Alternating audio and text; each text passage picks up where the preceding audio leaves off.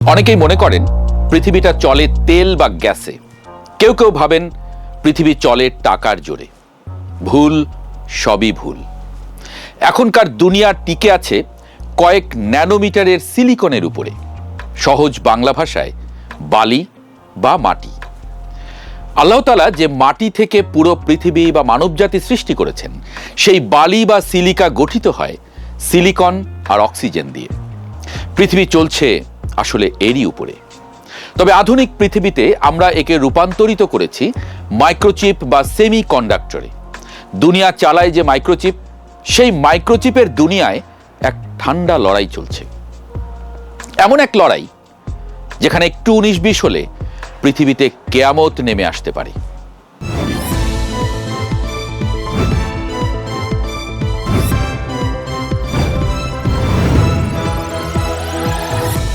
ঠিক এই মুহূর্তে আপনি যে স্মার্টফোনটি স্ক্রল করছেন, যে ডিভাইসে এই ভিডিওটি দেখছেন, কিংবা বিশ্বের আর এক প্রান্তে চ্যাটজিপিটির server billion billion data process করছে, তার সব কিছুর হার্ট ওই ছোট্ট চিপে।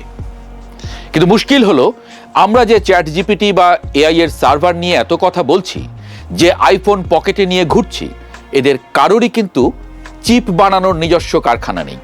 অ্যাপল, এনভিডিয়া, এএমডি এরা সবাই শুধু খাতা কলমে চিপের ডিজাইন করে, কিন্তু সেই অতি জটিল ডিজাইনকে বাস্তবে রূপ দেওয়ার ক্ষমতা এই পুরো গ্রহে মোটে একজনেরই আছে।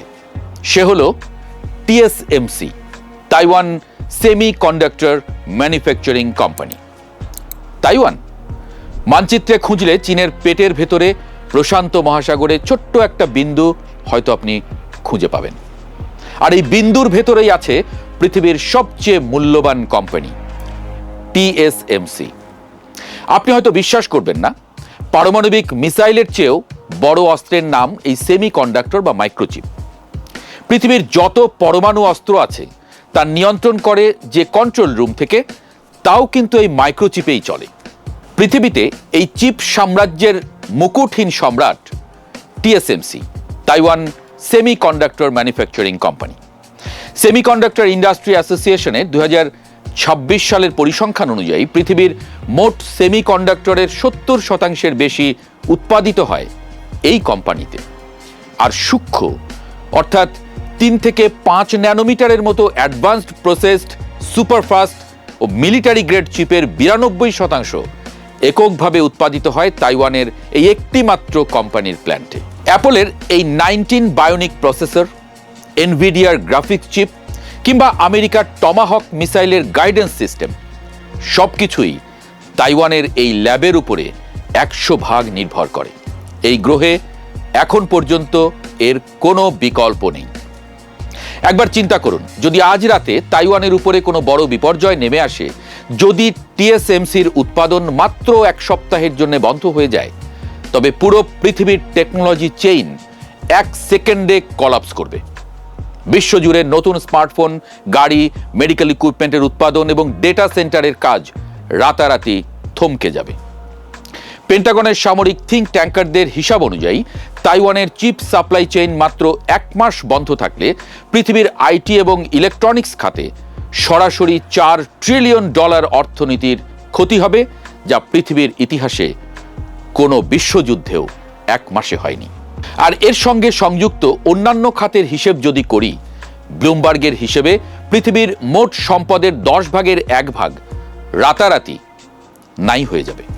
ইলন মাস্ক বলি, জেফ বেজোস বলি, বিল গেটস, মার্ক জাকারবার্গ বলি, বিশ্বখ্যাত বিলিয়নিয়ার, টেক জায়ান্ট, এদের $1 trillion business Apple, AMD, Amazon, Tesla, Meta, Qualcomm বা মাইক্রোসফট, সবার লাইফলাইন ঝুলে আছে তাইওয়ানের এই ফ্যাক্টরির উপরে। রাতারাতি সব বিলিয়নিয়ার আমির থেকে ফকির হয়ে যেতে পারেন যদি কোনো কারণে বন্ধ হয়ে যায় টিএসএমসি। ঠিক এই কারণেই টিএসএমসি আসলে তাইওয়ানের অদৃশ্য আয়রন ডোম। চীনের এত হুমকি ধামকি সত্ত্বেও এই সিলিকন শিল্ডের কারণে এক চুলো এগুতে পারছে না চীন। কারণ তাইওয়ানকে রক্ষা করতে আমেরিকা সামরিকভাবে বাধ্য। তাইওয়ানের পতন মানে আমেরিকার পুরো সিলিকন ভ্যালির পতন। এমনকি আমেরিকার শত শত পারমাণবিক অস্ত্র, পেন্টাগনের সব বাহাদুরি, সব কিছুর কবর হয়ে যাবে। কিন্তু চীনও বসে নেই। তাইওয়ানের এই সিলিকন শিল্ড গুঁড়িয়ে দিতে চীন এবার নিজেদের পুরো সামরিক শক্তি বাজি ধরেছে। দাবার এই একটা চাল ভুল হলে বেইজিং ইতিহাসের অতলে হারিয়ে যাবে। চীন সরকারের সেন্ট্রাল পলিট ব্যুরোর রিপোর্টে একটি ডেটা সবসময় লুকানো থাকে। চীন পৃথিবীর সবচেয়ে বড় ম্যানুফ্যাকচারিং হাব বা ইলেকট্রনিক্স উৎপাদনকারী দেশ, কিন্তু তারা অ্যাডভান্সড প্রসেসড চিপ বা সেমিকন্ডাক্টর তৈরি করতে পারে না। প্রতি বছর তেল আমদানি করার জন্য চীন যত টাকা খরচ করে তার চেয়ে অনেক বেশি অর্থ তারা ব্যয় করে এই মাইক্রোচিপ আমদানির পেছনে। চিপ আমদানির পেছনে বেইজিংয়ের বার্ষিক বাজেট এরই মধ্যে $420 বিলিয়ন ছাড়িয়ে গেছে।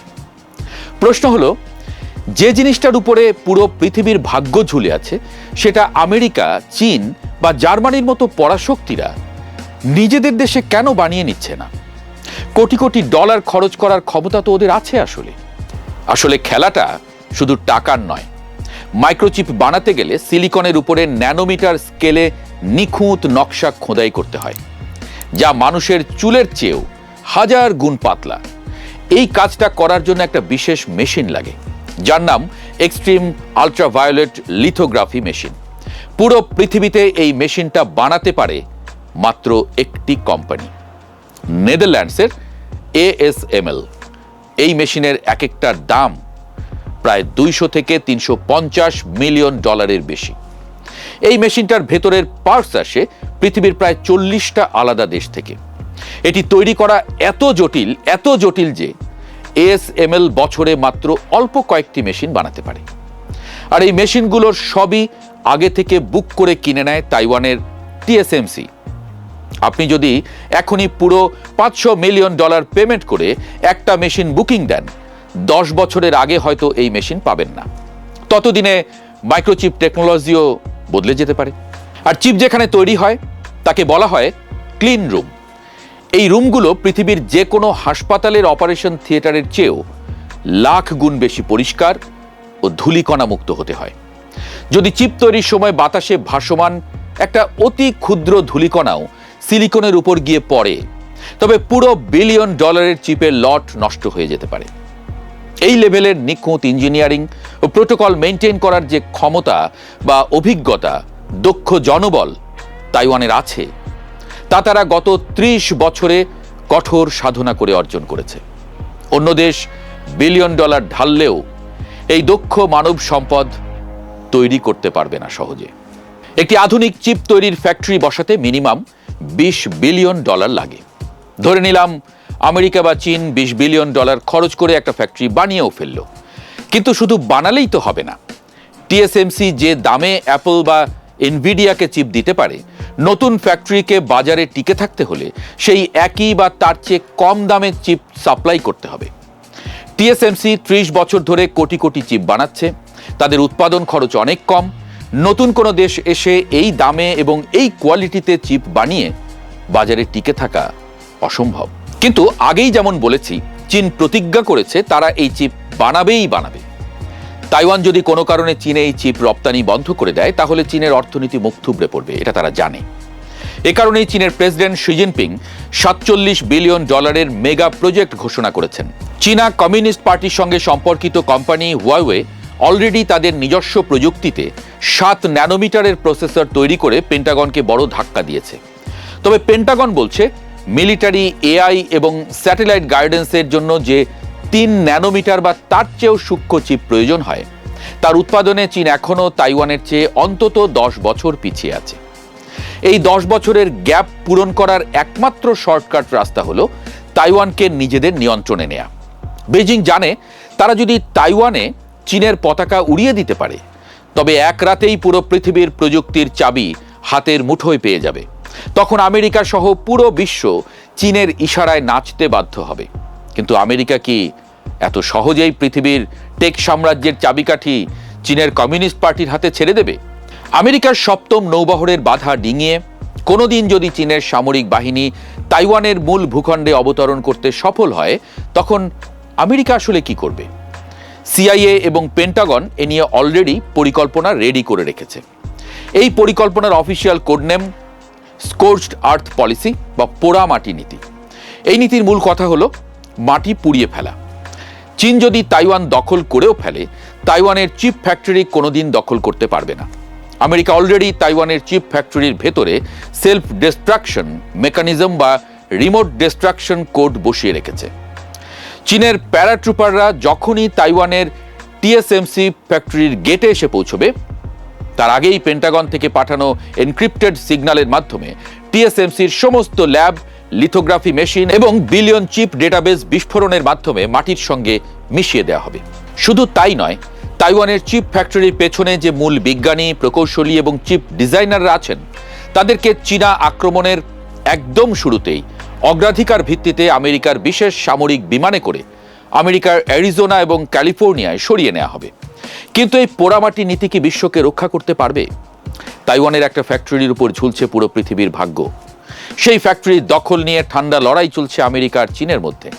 এই লড়াইয়ের চালে কেউ একটু ভুল করলেই মহাবিপদ। তবে ডেটা বলছে শেষ হাসিটা সম্ভবত চীনই হাসবে। কারণ 2026 সালের জুন মাসে তাইওয়ানের নতুন প্রধান নির্বাহী সিসি উই আন্তর্জাতিক কনফারেন্সে বলেছেন, তাইওয়ানে ক্রমাগত বিশুদ্ধ পানি এবং বিশেষ খনিজের সংকট তৈরি হচ্ছে।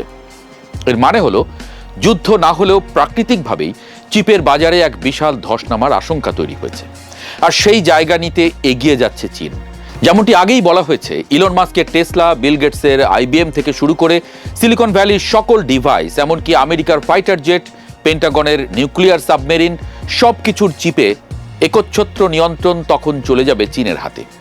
ইতিহাসের সবচেয়ে বড় পরিহাসটা এখানেই। মানবজাতি হাজার বছর ধরে যুদ্ধ করেছে সোনা, সীমানা আর তেলের জন্য, অথচ পৃথিবীর সবচেয়ে বড় যুদ্ধটা ল্যাবে রিফাইন করা সামান্য এক মুঠো বালির জন্য।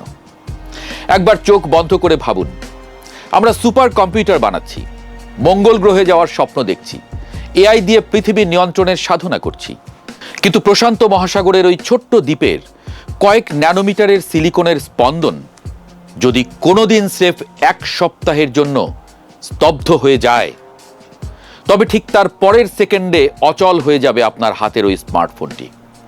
অন্ধকারে তলিয়ে যাবে বিশ্বের কোটি কোটি ডেটা সেন্টার, মাঝ আকাশে দিক হারাবে আমেরিকার ফাইটার জেট, পানির নিচে স্তব্ধ হয়ে যাবে পেন্টাগনের নিউক্লিয়ার সাবমেরিন। কোনো পারমাণবিক বোমা নয়, কোনো বারুদের বিস্ফোরণ নয়, স্রেফ সিলিকনের এক নীরব দুর্ভিক্ষে ডিজিটাল মানব সভ্যতা রাতারাতি আছড়ে পড়বে আদিম পাথরের যুগে।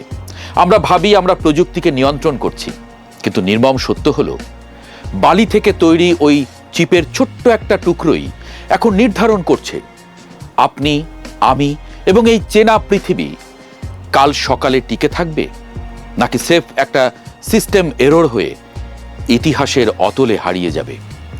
দুনিয়াটা আসলে তেল, গ্যাস বা টাকার জোরে চলে না। দুনিয়াটা এখন ঝুলে আছে কয়েক ন্যানোমিটারের এক অদৃশ্য সিলিকন সুতায়।